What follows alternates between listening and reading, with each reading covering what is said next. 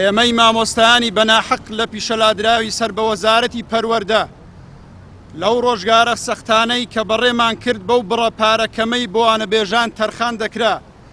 ڕێگای دوور سەردەمی کۆڕۆنا بەردەوام بووین لە خزمەتکردن، ئەنجامی ئەو خزمەتە دوورخستنەوە و لادانمان بوو بەناحەق لە پیشەکەمان.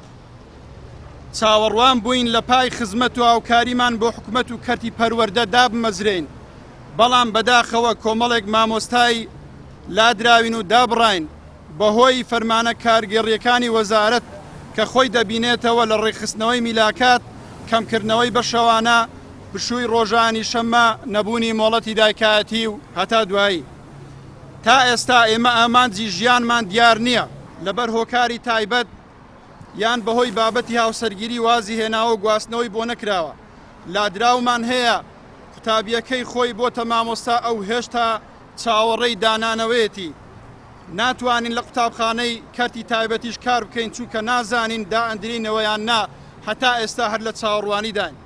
داواکارین لە بەڕێستان وەکو چۆن 38,000 مامۆستای وانەبێژتان کرد بە گرێبەست، ئێمەش چاوەڕێی هەڵوێستێکی ئێوە دەکەین. ژمارەمان زۆر نییە، نزیکەی 2500 مامۆستای لادراوین، بە بڕیارێک ئێمەش بکەن بە گرێبەست.